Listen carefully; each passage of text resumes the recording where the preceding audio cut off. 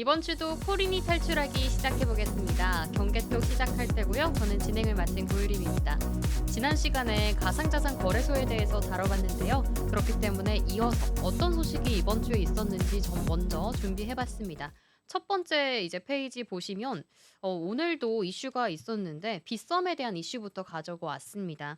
국내 가상자산 거래소 빗썸이 2024년 가상자산 시장에서 화랑기에 이 흑자를 기록했는데요. 지난 시간에 브랜드 가치 1위 기업이 빗썸으로 업비트를 제치고 1위를 차지했다는 소식 들려드렸던 만큼 실적도 좋은 이제 호황기를 보였던 것으로 보여지고 있습니다. 표에서 보면 아시듯이 빗썸은 2024년 매출이 4,900억 원 넘게 기록을 했고요. 그리고 전년 대비 이 금액은 265.4%나 증가한 수치라고 합니다. 또 영업이익 같은 경우에는 1,307억 원으로 흑자 전환했는데요. 빗썸의 이러한 주요된 이 실적 개선의 이유는요, 바로 가상자산 시장의 전반적인 회복과 그리고 투자 심리 개선 등이 이유로 꼽히고 있습니다. 여기에 적극적인 자체 프로모션도 빗썸은 열심히 했고요. 또 이용자 혜택 강화를 위해 시장 성장의 흐름을 효과적으로 흡수했다는 분석이 나오고 있습니다. 전에 말씀드렸던 것처럼 빗썸은 올해부터 KB국민은행과 파트너십을 통해서도 어떤 성장세를 기록할지 좀 기대가 되는 대목인데요. 또 법인 투자 허용 그리고 가상자산 2단계 입법에 발맞춰서 시장의 선두를 좀 지킬 수 있을지 기대가 되고 있습니다. 그러면 지금의 가상자산 거래소에 이 회원들에 대한 분석이 처음으로 좀 자세하게 나왔다고 해요. 5대 거래소의 가상자산 투자자를 성별과 연령별로 분석한 자료가 처음으로 나온 건데요. 이에 따르면 우선 회원 규모가 어마무시하다고 합니다. 이 자료에 따르면 국내 가상자산 거래소 회원이 1,600만 명이 넘게 나타난 것으로 보여지고 있는데요. 이는 5대 거래소를 보유한 회원 수로 물론 겹치는 회원들도 존재하고 있습니다. 같은 사람이 여러 거래소의 계정을 갖고 있는 경우도 중복해서 합산하긴 했지만요. 이 수치 하나만 단순 계산으로 따지게 된다면 국민 약 5,168만 명의 32%가 가상자산 거래를 하고 있다는 분석도 나오고 있습니다. 그렇다면 국내 가상자산 투자자는 지난해 2월 말에 1,365만 명 정도였는데 3월 말에는 1,408만 명, 그리고 이번에 처음으로 1,400만 명을 돌파한 수치라고 합니다. 이후에 가상자산 이런 부분에 있어서 도널드 트럼프 미국 대통령이 당선을 하게 되면서요. 1,500만 명도 넘기고 지금 1,600만 명까지 간 수치인데 이 자료를 보면 주식 투자자를 넘어서나 하는 그런 시각도 존재하고 있습니다. 참고로 이 자료에서 아까 연령과 또 성별별로도 분석을 가능하게 했다고 했는데 이 부분도 체크해 드리자면 국내 가상자산 시장에서 남성 투자자가 여성 투자자의 약 2배에 달하는 수치라고 나타났고요. 또 연령별로 보면 30대에서 40대 남성이 전체의 40%나 가까웠다고 합니다. 이 점도 좀 주목해서 보시면 좋을 것 같고요. 그 안에서도 20대 이하의 소액 투자자 중에서는요, 남성이 여성의 3배에 달했고, 또 40대 남성과 50대 여성은 거액을 굴리는 경우가 많아서 더 눈길을 끌었다고 합니다. 우리 국내 시장에서도 이제 주식 거래뿐만 아니라 가상자산 이 거래도 좀 국내에서 많은 관심을 끌고 있기 때문에 앞으로 가상자산 거래소도 좀 화랑기를 더 맞이하지 않을까 하는 생각들이 드는데요. 지금 앞에서 말씀드렸던 것처럼 법인 투자도 좀 주목하시면 좋을 것 같습니다. 법인 투자에 대해서 제가 이슈들 좀 가져와 봤는데 앞으로 하반기에 코인 법인 이 법인들도 코인에 좀 문을 열 수 있다는 그런 소식들이 많이 나오고 있습니다. 이 때문에 가상자산 거래소 그리고 제휴 은행들까지 물밑에서 싸움이라고 해야 될까요? 물밑에서 경쟁이 조금 치열해지고 있는데요. 앞으로 좀 확장할 타겟으로 법인을 꼽은 것으로 보여지고 있습니다. 법인의 가상자산 시장 참여가 가능해지면 앞으로 법인 고객 유치가 조금 더 주목이 될 텐데 자세하게 금융위에 이 법인 가상자산 시장 참여 로드맵부터 체크해 보도록 하겠습니다. 이제 올해 하반기부터 시작이 되면 이 큰 손들, 상장 법인, 그리고 전문 투자자들까지 자산 매매가 가능해지는데요. 금융위원회는 지난 2월에 올해 2월에 가상자산 이용자 보호에 대한 제도적 기반이 마련이 됐고요. 또 해외의 주요 국가가 법인의 가상자산 참여를 독려하고 있는 점을 좀 주목했습니다. 이 때문에 가상자산 시장 참여를 폭넓게 허용을 하겠다는 흐름에 발맞춘 것으로 보여지고 있는데요. 법인 가상자산 시장 참여 로드맵도 이때 함께 발표를 했습니다. 로드맵은 이용자 보호와 시장 안정을 저해하지 않는 범위 안에서 법인의 가상자산 시장 참여를 단계적으로 허용하겠다고 했습니다. 여기서 주목할 점은 단계적으로 허용하는 부분인데, 단계적으로 하기 위해서 법인을 우선 세 가지 범주로 나눴습니다. 지금 표로 보시는 것처럼 법인에 대해서도 조금 분류를 해 놓은 것으로 보여지는데요. 이 범주를 분류를 해서 가상자산에 진입할 수 있는 시기와 그리고 거래 허용 범위도 달리 했다고 합니다. 먼저 1단계를 살펴보자면요. 범죄 수익 몰수하고 체납 재산을 강제 징수하는 등 이런 법적 근거가 있는 검찰, 국세청, 관세청, 지방자치단체 등은 법 집행기관으로 분류를 했고요. 다음으로 지정기부금 단체, 대학교 등은 비영리 법인, 다음으로 가상자산 거래소를 대상으로는 2분기부터 가상자산 매도 거래를 허용한다고 합니다. 그럼 2단계는 어떤 단계가 또 출범이 될까요? 자본시장법상으로 금융회사를 제외한 상장 법인인 2,500여 개가 이에 해당하고요. 전문 투자자로 등록한 법인도 1,000개가 대상이라고 합니다. 1단계가 진행된 이후에 이런 3,500여 개의 기업들이 투입이 될 것으로 보여지고 있는데요. 이들 법인은 오는 하반기부터 가상자산 매수랑 매도 거래를 할 수 있게 됩니다. 그렇다면 3단계는요. 일반 법인을 대상으로 합니다.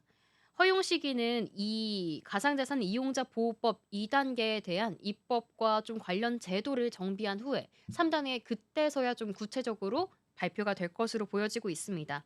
하지만 확실한 건 2단계에 해당하는 법인까지는 이 매수 매도에 있어서 올해 하반기에 진입을 할 수 있다는 점이 가상자산 거래소들을 좀 설레게 하는 이유가 아닌가 싶은데요. 이렇게 국가적으로도 법인에게 길을 열어주고 있는 요즘입니다. 제휴은행과 협력을 통해서 법인 회원을 유치하기 위해서 조금 더 발빠르게 나서고 있는데요. 이에 대한 움직임들도 하나씩 체크해 보도록 하겠습니다. 먼저 업비트, 빗썸, 국내에서 1, 2위를 다투고 있는 가상자산 거래소이기 때문에 법인 회원 모으기에 엄청난 홍보를 하고 있습니다. 법인 회원을 대상으로 가입 신청 서비스에 대한 경쟁을 벌이고 있는데요. 이러한 사이트들 현재 업비트와 뭐 빗썸 그리고 코인원까지 들어가시면 좀 보실 수 있을 것 같습니다. 업비트는 최근에 3월 28일에 공식 홈페이지에 법인 계좌 가입 문의 전용 창구를 신설을 했습니다. 법인 회원 가입을 희망하거나 또는 관련 문의가 있는 경우에 법인 명과 유형 그리고 사업자 등록 번호 마지막으로 담당자 연락처를 남기면요. 업비트 담당자가 순차적으로 연락을 드린다고 합니다. 그렇기 때문에 이 부분에 있어서 좀 관심 많으신 분들은 체크해 보시면 좋을 것 같고 빗썸 역시도 이 3월 28일에 법인 회원을 위한 가입 신청 서비스를 재개했습니다. 빗썸은 방문 상담을 통해서 회원 가입뿐만 아니라 또 관련 제도 안내랑 가상자산 거래 관련 1대1 맞춤형 안내까지 할 계획이라고 예정을 밝혔습니다. 마지막으로 코빅 같은 경우에는요. 지난 3월 27일 법인 회원 가입 문의 페이지를 유사하게 오픈을 했고요. 제휴은행인 신한은행과의 긴밀한 협업을 통해서 법인 영업을 추진 중이라는 발표를 했습니다. 이렇게 발빠르게 거래소들이 법인들을 유치하기 위한 움직임들이 보여지고 있는데 이러한 법인, 아까 말씀드렸던 3,500여 곳이 거래소 성장에 있어서 분기점이 될 것으로 보여지고 있습니다. 업계에서는 올해 3분기에요. 또 상장 법인과 전문 투자자 등록 법인 회원을 얼마나 유치하는지가 그들 간의 성장세를 기록할 것으로 보여지고 있는데요. 금융위에 따르면 이 자본시장법상으로 전문 투자자 중 금융사를 제외한 이 상장 법인과 또 금융투자 상품 잔액 100억 원 이상인 전문 투자자 등록 법인은요. 총 3,500여 곳입니다. 이 금액들이 좀 앞으로 몰리게 되면 앞으로 1, 2위를 다투고 있는 업비트랑 빗썸의 위치도 좀 바뀔 수 있고 다른 소형 거래소들도 치고 나갈 수 있는 계기가 될 것으로 보여지고 있는데요. 이 때문에 코빅과 같은 은행들도 손잡고 좀 은행들과 손잡고 앞으로 나서고 있습니다. 업비트 빗썸뿐만 아니라 금융지주 계열의 은행과 함께 일하고 있는 제휴를 하고 있는 거래소들이 조금 더 관심을 많이 보이고 있는 것으로 보여지고 있는데요. 시중 은행들 역시도 대기업 고객들을 좀 유치할 수 있기 때문에 관심을 많이 갖고 있는 것으로 보여지고 있습니다. 현재 원화 거래소와 은행과의 관계를 조금 정리를 해보자면요. 지금 표로 보이시는 것처럼 좀 참고하시면 좋을 것 같습니다. 빗썸은 KB국민은행 그리고 코빗은 신한은행과 함께 좀 제휴를 맡고 있는데요. 국민은행은 2020년 가상자산 수탁 업체인 한국 디지털 에셋도 설립한 점도 주목해 주시면 좋을 것 같습니다. 또 신한은행도 2021년에 한국 디지털 자산을 설립했다는 점. 이 때문에 국민은행과 신한은행과 제휴를 맺고 있는 빗썸과 그리고 코빗 좀 주목해 주시면 좋을 것 같고 그렇다면 이제 국내에서 1위 점유율을 아직까지도 차지하고 있는 업비트는 어떤 현실일까요? 이 업비트는 제휴은행이 바로 K뱅크입니다. K뱅크와 연결된 별도의 수탁사가 없다는 점이 조금 우려를 키우고 있는데요. 모회사인 두나무가 고객 자산을 직접 보관하고 있기 때문이에요. 업비트와 K뱅크 간의 실명 계좌 계약이 근데 오는 10월에 좀 계약이 종료될 거라는 이 예정도 있다고 합니다. 이 때문에 앞으로 업비트가 시중은행으로 실명계좌 제휴처를 변경하지 않을까 하는 예측도 있는데 올해 10월에 이 때문에 제휴은행이 어떻게 흘러갈지도 좀 지켜보시는 게 중요할 것 같습니다. 시중은행 안에서는 하나은행이 2023년 글로벌 수탁 업체인 이 비트고와 제휴를 맺고 한국 법인을 설립하기도 했고요. 또 우리은행도 지난해 국내 수탁 업체 비덱스와 협력해서 지분을 일부 보유하고 있다고 합니다. 이제 가상자산 거래를 할 때도 중요한 게 가상자산 거래소지만 가상자산 관련주로 꼽히고 있는 종목들이 이 은행들과도 같이 움직이기 때문에 이 점도 계속 체크해 보시면 더 좋을 것 같습니다. 법인 투자가 얼마나 좀 활발하게 이루어질지 또 어떤 은행들이 이 안에서 선두를 지킬지가 함께 여파를 미칠 것으로 보여지고 있으니까요. 가상자산 거래소에 대한 이슈도 가상자산 이슈 볼 때 중요하게 보시는 게 좋을 것 같습니다. 그럼 다음으로 트럼프 이야기를 또 안 할 수가 없을 것 같습니다. 트럼프 일가가 다시금 또 코인에 대해서 이야기들이 많이 쏟아져 나오고 있는데요. 이 장남과 차남이 이번에는 채굴 업체를 출범했다고 합니다. 도널드 트럼프 미국 대통령 일가가 가상화폐에 대한 투자를 다시금 좀 급속도로 확장하고 있는 게 아닌가 하는 생각이 드는데 먼저 채굴 업체부터 살펴보도록 할게요. 트럼프 대통령의 장남과 차남인 주니어와 에릭이 AI 인프라 업체 아메리칸 데이터 센터를 설립했습니다. 이 회사에서요, 비트코인 채굴 업체인 아메리칸 비트코인을 출범한다고 보도했습니다. 이 아메리칸 데이터 센터는 ADC라고 좀 줄일 수 있을 것 같은데요. 이 ADC가 가상화폐 인프라 기업인 HUD8에 비트코인 채굴 분야와 합병하는 방식으로 채굴 업계에도 좀 진입할 것이라는 말들이 나오고 있습니다. 비트코인 채굴기 6만 1000대를 가동할 예정이라고 하는데요. 이러한 아메리칸 비트코인은 세계 최대 비트코인 채굴 업체가 될 것이라고 트럼프 일가가 밝히고 있습니다. 이러한 트럼프 주니어와 에릭이 운영하는 ADC는요, 새로 출범하는 아메리칸 비트코인의 지분 20%도 소유하게 됩니다. 사실 트럼프 일가가 코인업계 뛰어든 거는 이번 이 채굴업계가 처음은 아닌 거 다들 아실 것 같은데요. 그만큼 놀랍지 않습니다. 지난해 9월에는 가상자산 플랫폼 월드 리버티 파이낸셜을 출범을 했고요. 또 그 이후에는 트럼프 대통령 부부의 밈코인도 판매를 했기 때문에 시장에 이목을 많이 끌었죠. 이때 매출액이 무려 한화로 약 8,105억 원에 달한다고 합니다. 하지만 뭐 이러한 것도 있고 채굴 업계도 있지만 최근에 또 들려온 소식에는 스테이블 코인 관련된 이슈도 있습니다. 스테이블 코인 이슈도 좀 살펴보면요. 자체 스테이블 코인 USD1을 출시한다고 말했습니다. 스테이블 코인은 가격이 급격하게 변동하지 않도록 미국의 달러와 같은 법정 화폐와 연동돼서 움직이는 게 특징인데요. US1은 1달러 가치에 고정이 되어 있습니다. 그러면서 단기 미국 국채, 달러 예치금, 기타 현금성 자산 등으로 전액이 담보가 되는 특징이 있습니다. 이더리움과 바이낸스 체인 위에서 이제 좀 발행이 됐고요. 향후 다른 블록체인으로도 확장될 전망이라고 합니다. 준비금은 커스터디 업체인 비트고에 보관이 되어 있고 외부 감사도 정기적으로 받을 예정이라고 되게 구체적으로 발표를 했습니다. 최근 트럼프 행정부는 이 달러화의 글로벌 지배력을 좀 공고히 하기 위해서 계속 앞장서서 나가고 있는데요. 그 때문에 스테이블 코인에도 좀 힘을 실어주지 않는가 하는 예측이 들고 있습니다. 또 스테이블 코인 시장의 폭발적인 성장으로 인해서 트럼프 일가도 직접 팔을 걷어붙이고 나간 것으로 보여지고 있는데요.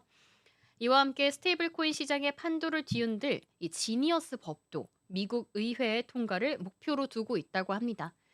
해당 법안은 미국 상원은행위원회를 최근 통과를 했고요. 또 상원 전체 표결을 앞두고 있습니다. 법안이 통과가 된다면 이 미국 회사가 발행하는 스테이블 코인이 시장에서 더 주도권을 가질 것이라는 전망이 내비쳐지고 있습니다. 앞서 백악관 암호화폐 차르인 데이비드 섹스는 스테이블 코인 법안 처리가 최우선 순위라고 밝힌 바도 있습니다. 또 트럼프 대통령이 설립한 SNS죠. 트루스 소셜 운영 업체는 최대 2억 5천만 달러, 하나로 약 3,685억 원을 가상화폐 등에 투자하겠다고 밝혔는데요. 앞서서 뭐 채굴 업체, 스테이블 코인 그리고 밈코인 등 트럼프 일가가 계속 가상자산에 주목하는 이유가 또 있을 것 같기도 합니다. 또 가상자산만 움직이는 게 아니라 가상자산을 가지고 달러의 가치도 높일 수 있고 또 스테이블 코인까지도 법제화를 하면서 좀 공고히 하면 앞으로 미국의 힘이 어마무시해질 것이라는 전망밖에 안 나오는 상황인 것 같아요. 지금으로서는 이 코인에 있어서 여러 가지 말도 나오고 많이 힘든 상황이지만 트럼프 일가가 주목하고 있는 만큼 앞으로 비트코인이든 다른 스테이블 코인이든 어떤 긍정적 흐름이 이어질지 주목하는 게 중요할 것 같습니다. 그럼 앞서서 말씀드렸던 것처럼 이 비트코인이나 다른 코인들 그동안 어떤 흐름을 보였을까요? 제가 5개월간 흐름에 대해서 조금 정리를 해와봤습니다. 비트코인, 바이낸스 코인, 리플, 솔라나 등은 상승세를 보인 것으로 정리가 되고요. 또 이더리움은 뚜렷한 부진을 겪었던 5개월이었습니다. 지난해 11월 이후의 변화 양상을 좀 통계화해 봤는데요. 분석해 본 결과 이 BNB와 XRP의 시가총액의 증가가 가장 뚜렷했다고 합니다. 5개월 동안인 점 유의해 주셔야 될 것 같고요. 특히 BNB는 솔라나를 제치고 다시 상위 5위권에 진입했다는 점 주목해 주시면 좋을 것 같습니다. 그때 당시에 두 자산의 시가총액은요. 각각 92억 달러 그리고 74억 달러였지만 최근에는 85억 달러 그리고 64억 달러로 각각 감소했다고 합니다. 솔라나는 지난해 말 민코인 생태계의 성장으로 시가총액이 갑자기 급성장했었는데요. 이후 시장의 관심이 이 BNB 체인으로 이동하면서 상승세가 둔화된 것으로 보여지고 있습니다. 또 XRP 같은 경우에는요, 지난해 11월 도널드 트럼프 대통령이 당선이 된 이후에 계속해서 상승세를 타왔었습니다. 트럼프 행정부가 암호화폐 친화적인 정책을 펼칠 것이라는 예상과 함께 이 기대감이 작용하면서 XRP 시가총액에 긍정적인 영향을 미친 것으로 보여지고 있습니다. 그렇기 때문에 11월 초에는 30억 달러였었는데 3월에는 141억 달러까지 시가총액이 급증했기도 했습니다. 하지만 최근에는 리플 들고 계신 분들 걱정이신 분도 정말 많으실 것 같은데요. 최근 시장 조정이 좀 셌습니다. 시장 조정으로 인해 현재는 122억 달러 수준으로 좀 하락했다고 보시면 좋을 것 같습니다. 하지만 이러한 이 코인 시장들이 각각 성장하는 반면 이더리움은 부진의 늪에 빠져 있다고 봐야 될 것 같습니다. 시가총액이 지난해 11월 대비 50% 가까이 줄어들었습니다. 이번 달 초에는 약 240억 달러까지 하락을 했다고도 하는데요. 현재는 217억 달러에 머물고 있는 수준이라고 합니다. 이는 주요 자산 중에 가장 큰 하락률을 이더리움이 기록한 것으로 보여지고 있는데요. 반면 비트코인은 그래도 상승세를 전체적으로 보면 상승세를 유지하고 있다고 보시면 좋을 것 같습니다. 지난해 11월 초에는 1조 3,600억 달러였던 시가총액은 지난 1월에 2조 1,400억 달러까지 증가를 했었죠. 이후 8주간의 거시경제 불확실성으로 인해 현재는 1조 6,300억 원 달러 수준으로 좀 조정을 받기는 했습니다. 연간 가격 성장률 측면에서도 비트코인, BNB, XRP는 각각 25%, 8% 그리고 280% 상승을 했는데요. 반대로 이더리움과 솔라나는 각각 43% 그리고 25%나 하락했다고 합니다. 이는 시장 내에서 자산별 성과 차이를 분명하게 보여준 것으로 보여지는데 지금 이러한 성장과 하락은 있어서 단기적으로 본 게 아니라 5개월간의 이 통계를 내서 좀 장기적으로 본 거기 때문에 이런 추세만 좀 참고하시면 좋을 것 같고요. 지금 뭐 시장에 있어서 조정이 계속 있다 보니까 어려운 상황을 맞이하신 분들도 많을 것 같지만 앞으로 트럼프 일가나 가상자산 시장에 어떤 이슈가 나오는지에 따라 추가적으로 더 장기적으로 어떤 추세선이 좀 만들어질지 계속 체크해 나가시는 게 중요할 것 같습니다. 이렇게 또 5개월간 흐름 짚어드렸는데 다음에 또 기간적으로 좀 넓게 흐름들 짚어서 준비해 두도록 할 거고요. 다음으로는 또 추가적인 이슈도 하나 가져고 왔습니다. 요즘 뭐 비트코인에 있어서 약세를 면치 못한다는 얘기가 나오면서 뭐 비트코인이 아니라 이제는 더 안전 자산으로 시각을 돌려야 된다는 소리가 많이 나오고 있죠. 이 때문에 금 가격이 최근에 17회 정도 올해 들어서만 17회 이상 최고가를 계속 갱신하기도 하고 있는데요. 부자 아빠라고 하는 분을 계속 비트코인의 중요성을 얘기하고 있는데 이번에는 또 다른 거를 지목했다고 합니다. 어떤 자산을 주목했는지 한 번씩 체크해 보도록 하면요. 이 부자 아빠, 가난한 아빠의 저자 로버트 기요사키가 사진 속 이분이신데 비트코인보다 더 유망한 투자처를 강조를 이번에 했습니다. 바로 그 주인공이 바로 은인데요. SNS를 통해 앞으로 한 두 달 동안 금, 은, 그리고 비트코인 중에서 은이 가장 유망한 투자 자산이 될 것이라고 이야기했습니다. 현재는 온스당 35달러 수준에서 거래되고 있는 은 가격이 올해 연말에는 70달러를 돌파할 것이라고 강조하기도 했는데요. 이는 은 가격이 앞으로 2배 가까이 상승할 것이라고 지켜보는 수치라고 합니다. 또한 인플레이션과 법정 화폐가 가치에 이러한 가치가 하락이 되면요. 은 가격은 계속해서 추가 상승이 이루어질 것이라고 이야기했습니다. 그러면서 1년에서 2년 뒤에는 은 가격이 온스당 200달러마저 넘어설 것이라고 했는데요. 지금으로서는 35달러기 때문에 어마무시한 수치의 성장률인데 과연 이렇게 현실화가 될지는 조금 더 지켜봐야겠지만요. 이 말의 골자는 아무래도 비트코인도 비트코인이지만 시장 흐름이 안전자산으로 쏠리고 있다는 점을 강조하고 싶었던 것 같습니다. 앞으로 도널드 트럼프 대통령이 4월 2일 이 상호관세 이제 앞으로는 이번 새벽에 좀 발표가 될 예정인데요.